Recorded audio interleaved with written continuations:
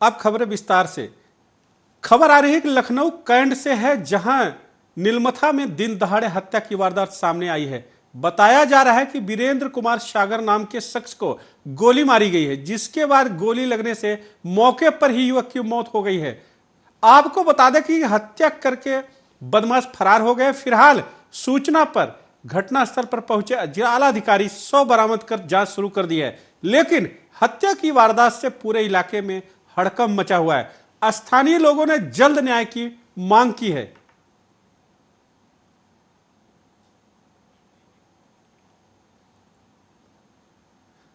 वहीं आगे की खबर गोरखपुर से आ रही है कि जहां गोरखपुर में अवैध अतिक्रमण के खिलाफ जिला प्रशासन का लगातार चाबुक चल रहा है। जिला प्रशासन, नगर निगम और स्थानीय पुलिस संयुक्त रूप से कार्रवाई कर रही है, अवैध अतिक्रमण को हटा रही है। साथ ही अवैध अतिक्रमण कार्यों पर कानूनी कार्रवाई भी की जा रही है।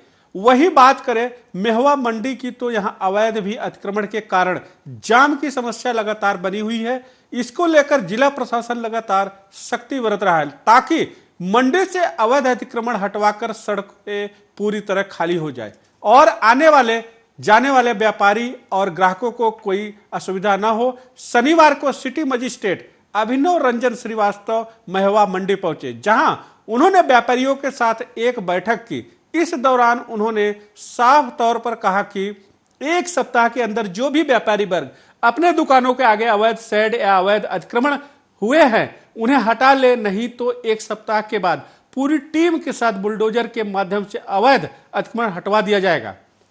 कई दुकानों ने अपनी गली मानते हुए कहा कि उन्होंने अपनी दुकानों के आगे अवैध अतिक्रमण किया है, जिससे वह वहां से हटा लेंगे। व्यापारियों ने अपनी समस्या बताते हुए कहा कि मंडी समिति विभाग द्वारा पेयजल की समुचित व्यवस्था नहीं की गई है, मच्छरों का आतंक बना रहता है, इसको लेकर फार्मिंग नहीं कराई जा रही है। एक व्यापारी द्वारा सड़क पर कई मालवाहन ट्रकों को खड़ा करवा दिया जाता है और शिकायत करने पर मारपीट करने की बात कही जाती है। इसी कारण सड़कों पर जाम की समस्या बनी रहती है।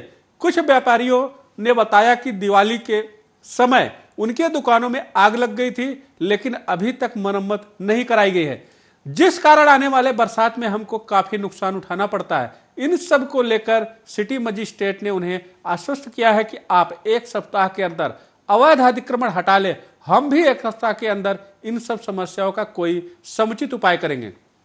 सप्ताह के अंदर कैसे भी करके पेयजल की व्यवस्था कराई जाएगी। सभी समस्याओं के निदान के लिए निर्देश दे दिया गया है कि उन्होंने कहा कि व्यापारी बंधुओं का लगातार सहयोग मिल रहा है, इसलिए व्यापारी बंधुओं से अपील है कि अपने दुकानों के आगे किए हुए अतिक्रमण हटा ले, ताकि व्यापारी बंधुओं पर जिला प्रशासन की कोई कार्रवाई ना करनी पड़े।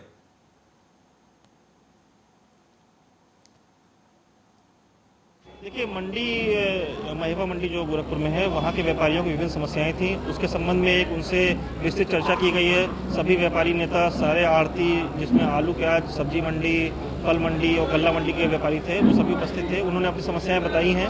साफ सफाई, पेयजल और अतिक्रमण की समस्याएं थी। तो सभी समस्याएं जो मंडी स्तर से लंबित है, उनका निराकरण एक हफ्ते में कराने को बोला गया है। इसके अलावा सभी निर्देशित किया गया कि जो भी अवैध अतिक्रमण मंडी में किया है वो स्वेच्छा से उसको 7 दिन के अंदर हटा ले।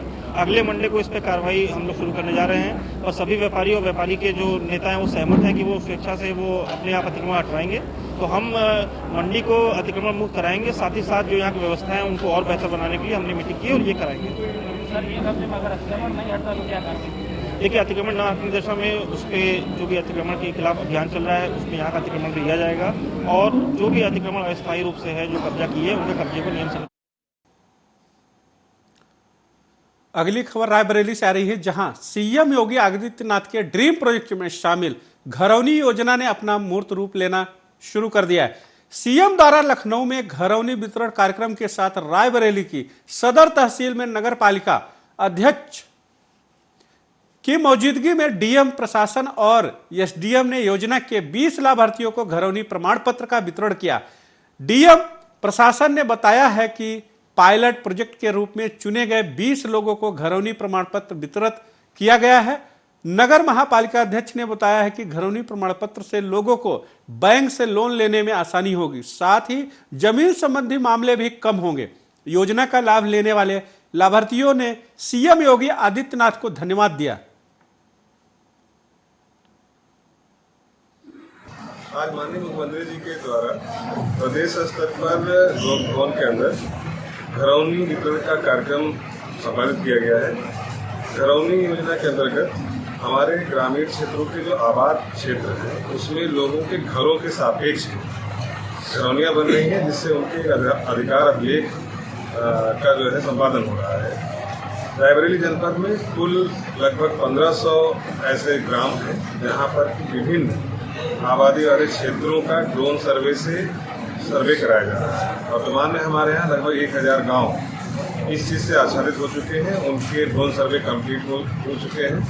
साथ ही साथ 3 तहसीलों में 4 ड्रोन कैमरा के माध्यम से प्रतिदिन लगभग 10 आबाद क्षेत्रों का ड्रोन कैमरे के द्वारा नक्शा बनाया जा रहा है। शीघ्र ही इस गतिविधि को हम लोग पूरा करने के उपरांत इसकी जो आगे की प्रोसीजर्स होती हैं कि सर्वे ऑफ इंडिया इसका मैप हो देगा और मैप देने के उपरांत उनकी रिकॉर्ड हम लोग अपने ग्रामीण जनता है जिनके पास अपने घर पर कई सालों से रहते हैं और उनके पास अपने कागज नहीं होते हैं, जिसकी वजह से उन्हें बैंक से लोन भी नहीं मिल पाता और बहुत सी सुविधाओं का भी लाभ नहीं उठा पाते हैं। ये मुख्यमंत्री जी और हमारे प्रधानमंत्री मोदी जी की सोच है। उन्होंने उस स्तर पर जाकर सोचा कि वो हमारे जो मुख्य ग्रामीण है उनको भी लाभ मिल सके, उन तक ये सुविधा पहुँच सके और उनका आवास उनके नाम होगा और वो अपने उस आवास पर लोन भी ले पाएंगे। और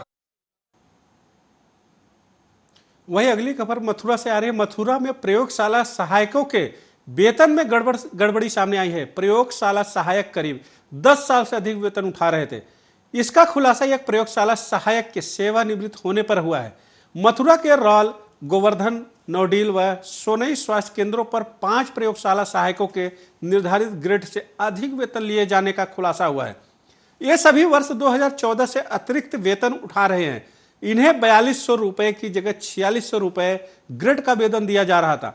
नौडील स्वास्थ्य केंद्र पर तैनात प्रयोगशाला सहायक रोशन लाल सेवानिवृत्त हुए तो इनका खुलासा हुआ कि शासन ने सेवानिवृत्त के उपरांत उनके पेंशन आदि दायकों को देखा तो वेतन में विसंगति पाई गई है। इसके बाद उन्होंने सीएमओ मथुरा की अध्यक्षता में 6 सदस्यीय जांच समिति गठित कर दी है, जो इस पूरे मामले की जांच में जुटी हुई है। सीएमओ मथुरा डॉक्टर का कहना है कि पूरे मामले की जांच की जा रही है। जांच के बाद जितना वेतन प्रयोगशाला सहायकों द्वारा अधिक लिया गया है उसकी रिकवरी की जाएगी। इसके साथ ही यह भी देखा गया है कि उन्हें वेतन किसी शासनादेश के चलते मिला है या इसमें किसी विभागीय लिपिक की साठगांठ है।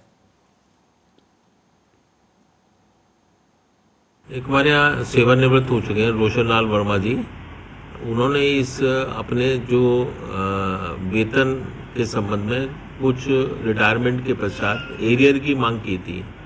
उसके लिए बजट जब मांगा गया राज्य स्तर से तो वहाँ उसका जो वेतन निर्धारण किया गया तो उसमें कुछ उनको संशय हुआ।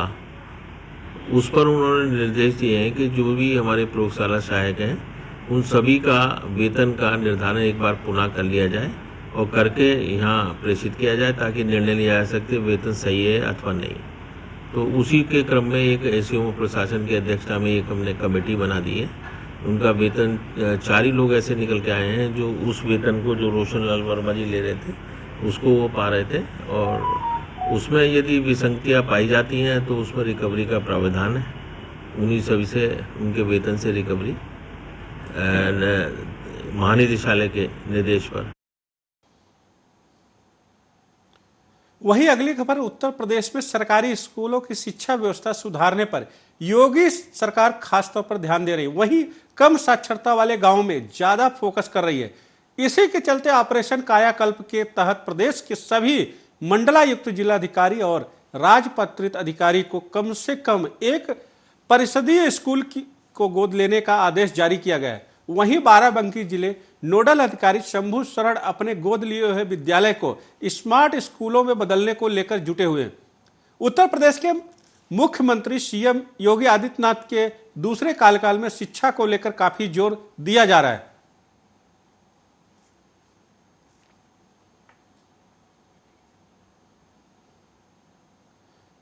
वही अगली खबर प्रयागराज से नवाबगंज थाने में तैनात दरोगा की संदिग्ध परिस्थितियों में मौत हुई है, जहां आवास के बाथरूम में दरोगा का शव मिला है। दरअसल सुबह साथी दरोगा के फोन लगाने पर फोन लगातार स्विच ऑफ जा रहा था, जिसके बाद दरोगा ने थानाध्यक्ष नवाबगंज को सूचना दी, जिसके बाद घटना की जानकारी होने पर मौके पर सीओ पहुंचे। वहीं इस दौरान पुलिस अधीक्षक घटना स्थल पर पहुंचे। फिलहाल एसएसपी ने कहा है कि मामले की जांच हो रही है।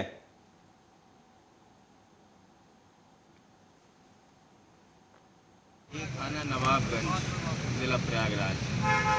इसमें आज प्रातः थाना प्रभारी नवाबगंज राकेश राय, उनके मोबाइल पर फ़ोन आया था संतोष कुमार सिंह का कि एसआई अतुल कुमार सिंह जो थाना नवाबगंज के तैनात हैं, उनका फ़ोन स्विच ऑफ बता रहा है, उनसे संपर्क नहीं हो पा रहा है। इस सूचना पर थाना प्रभारी नवाबगंज में फोर्स वहाँ उनके जहाँ रहते थे वहाँ पहुँचे तो देखा कि एसआई अतुल कुमार सिंह जो कि 2016 बैच के एसआई हैं, थाना नवाबगंज के तैनात हैं, इनकी पत्नी और इनकी माँ, बच्चे इत्यादि लखनऊ में रहते हैं। ये इनका मृत शरीर इनके किराए के कमरे के निकट स्थित बाथरूम में पड़ा हुआ है। ये फर्श पे पड़े हुए हैं, अंडरवियर केवल पहने हुए हैं और बगल में बाल्टी भरी हुई रखी है, मग रखा हुआ है, चप्पल बाथरूम के बाहर है। बाथरूम पूरी। वही खबर जौनपुर से है, जहां भारत में फ्रांस के राजदूत ने ऐतिहासिक स्थलों का भ्रमण किया। उन्होंने ऐतिहासिक इमारतों के साथ साथ जौनपुर में कई स्थानों की फोटो भी अपने कैमरे में शूट की और खासकर उसमें बच्चों की फोटो खींची गई, जहां इमैनुअल लेनिन ने अटाला मस्जिद की सुंदरता को देखा और वहां आसपास के दुकानदारों से बात की। इस दौरान पैदल चलते हुए उन्होंने एक कपड़े के दुकान के बाहर लगे दूल्हे का शेरवानी पहने स्टैचू की फोटो भी खींची। इसके बाद वो बड़ी मस्जिद गए, जहां उन्होंने मस्जिद की सुंदरता को कैमरे में कैद किया और लोगों से जानकारी हासिल किया कि बड़ी मस्जिद से जाते समय 2 मासूम मुस्लिम बच्चियों को भी अपने पिता के साथ देखा तो उन्होंने गाड़ी रुकवाई और बच्चियों की फोटो खींची। इसके बाद वो सीधा लाल दरवाजा मस्जिद गए, जहां पर उन्होंने मदरसे में पढ़ने वाले बच्चों की फोटो खींची। उसके बाद लेनिन ने सीधा अकबर द्वारा बनाए गए शाही पुल की सुंदरता को देखने पहुंचे। पुल पर बुर्जियों में लगे फिल्मी पोस्टर और बुर्जियों के अंदर रखे साइकिल की तस्वीर भी अपने कैमरे में कैद की। सबसे आखिर में वो जौनपुर की फेमस इमरती का स्वाद चखने बेनी राम की दुकान में गए, जहां लेनिन ने इमरती खरीदी और अपने पर्स से पैसे निकालकर दुकानदार को दिए।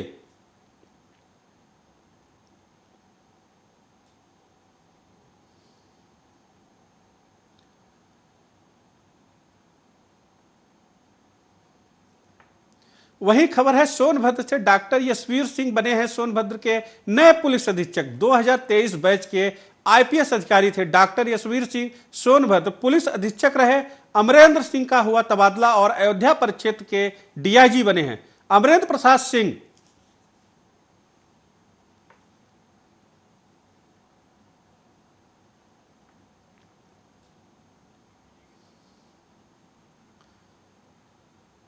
वही खबर रायबरेली से आई है, जहां शिवगढ़ थाना क्षेत्र के अंतर्गत खेड़ा गांव के पास बांदा बहराइच हाईवे पर बरछावा की तरफ से जा रहे एक तेज रफ्तार कंटेनर ने हैदरगढ़ की तरफ से आ रहे बाइक चालक को टक्कर मार दी है, जिससे बाइक चालक गंभीर रूप से घायल हो गया है। जिसके बाद ग्रामीणों की मदद से चालक को आनन फानन में सीएचसी शिवगढ़ ले जाया गया, जहां डॉक्टरों ने बाइक चालक की गंभीर हालत को देखते हुए प्राथमिक उपचार के बाद जिला अस्पताल रेफर कर दिया है। फिलहाल सूचना मिलने पर पहुंची पुलिस ने कंटेनर और उसके चालक को अपने कब्जे में ले लिया। बाकी की जांच जारी है।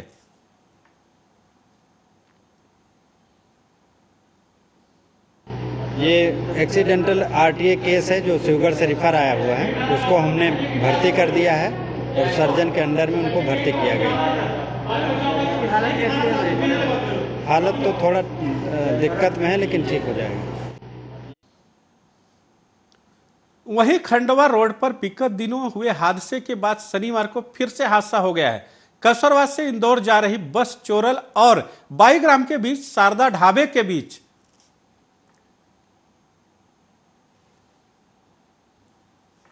शारदा ढाबे के पास पलट गई है। बस पलटने से कई यात्री घायल हो गए। हालांकि घटना की विस्तृत जानकारी नहीं मिली है, मगर यह बात सामने आई है कि तेज गति और ओवरटेकिंग के कारण यह हादसा हुआ है। सूचना पर पुलिस मौके पर पहुंची है। बताया जा रहा है कि शनिवार सुबह कसराबाद से इंदौर आ रही मालवीय ट्रेवल्स की बस तेज रफ्तार में थी, जिसके कारण वह सड़क के नीचे उतरी और पलट गई। इसमें 3-4 यात्रियों के घायल होने की सूचना है। अन्य लोग सुरक्षित बताए जा रहे हैं। घायलों को एम्बुलेंस 108 से महू के अस्पताल भेजा गया है। बता दें कि गुरुवार को भी सिमरौल में बस 50 फीट गहरी खाई जा गिरी थी, जिसमें 5 यात्रियों की मौत हो गई थी, जबकि 2 दर्जन से ज्यादा यात्री घायल हुए थे। इसके बाद शनिवार को फिर से बस पलटने की घटना हो गई है। बस हादसे की जानकारी मिलने पर कलेक्टर और जिला दंडाधिकारी ने एडीएम पवन जैन और आरटीओ को तत्काल मौके पर भेजा है। उन्होंने नागरिकों की जान से खिलवाड़ करने पर संबंधित ट्रेवल्स के मालिक पर आपराधिक प्रकरण दर्ज करवाने के निर्देश दिए हैं। कलेक्टर ने उपरोक्त बस सर्विस की सभी बसों के इंदौर में प्रवेश पर भी प्रतिबंध लगाने के निर्देश दिए। कलेक्टर ने दुर्घटना की संपूर्ण जांच पर अवगत कराने के निर्देश अधिकारियों को दिए हैं।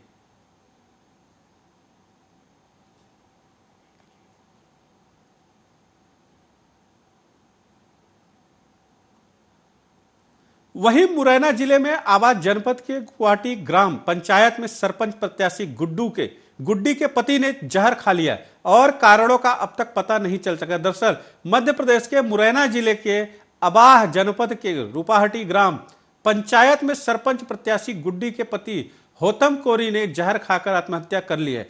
कारणों का खुलासा नहीं हो सका है। पुलिस जांच कर रही है। जहर खाने की सूचना मिलते ही परिजन मौके पर पहुंचे। होतम सिंह को अबाह अस्पताल लेकर गए, जहां ड्यूटी डॉक्टर ने मुरैना जिले अस्पताल के लिए रेफर कर दिया। हालांकि रास्ते में होतम कोरी ने दम तोड़ दिया है। सरपंच प्रत्याशी के पति की मौत से गांव में तनाव स्थित है।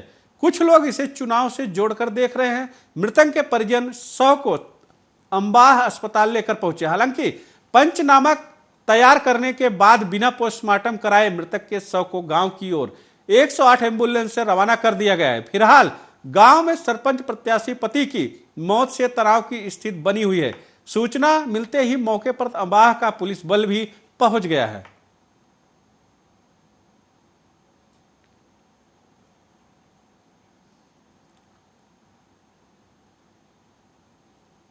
वही अगली खबर छत्तीसगढ़ से है। छत्तीसगढ़ के न्यायधानी बिलासपुर के पावर प्लांट में पहली बार गांजे से बिजली उत्पादन किया गया है। बिलासपुर रेंज में जब्त 12 टन गांजा को बायोमास प्लांट में जलाकर नष्ट किया गया है।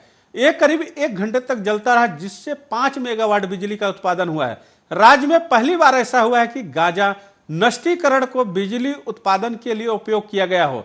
इससे पहले भी अब जमकर चर्चा हो रही कि दरअसल बिलासपुर रेंज में अब तक जब्त हुए गांजा को जिले के बायोमास पावर प्लांट में गांजा कोल मटेरियल भूसे के साथ जलाया गया है। इससे पहले गांजे को फार्नेस ऑयल फैक्ट्री में जलाकर नष्ट किया जाता था, लेकिन बिलासपुर रेंज के आईजी रतनलाल डोंगी ने निर्देश पर वेस्ट मटेरियल से बिजली बनाया गया है। नष्ट करने के पहले बिलासपुर रेंज स्तर पर 4 सदस्य high power drug disposal committee का गठन किया गया था। कमेटी के फैसले के बाद भारी मात्रा में जब्त गांजा को पावर प्लांट में जलाया गया। बिलासपुर एसपी पारुल माथुर ने इस पूरे नष्टीकरण ऑपरेशन को लेकर बताया है कि बिलासपुर आईजी की अध्यक्षता में कमेटी बनाई गई है। संभाग के सभी जिलों के 550 प्रकरणों में 12 टन से ऊपर गांजा जब्त हुआ था और बड़ी मात्रा में कफ सिरप, नशे का टेबलेट और इंजेक्शन, इन सभी को शुक्रवार को नष्ट किया गया है। इसके लिए मोहतराई के सुधा बायोमास प्लांट में पूरी प्रक्रिया संपन्न हुई है। भट्टी में गांजा और कोयला को 2/3 के अनुपात में मिक्स करके जलाया गया है। 12 टन गांजे से लगभग 5 मेगावाट बिजली इसमें हुआ है। नशीली दवाओं को जमीन में गड्ढा कर बुलडोजर चलवाकर नष्ट किया गया। इसके ऊपर जेसीबी से मिट्टी बराबर कर दिया गया है। इस बुलेटिन में इतना ही। देखते रहिए आर्या न्यूज।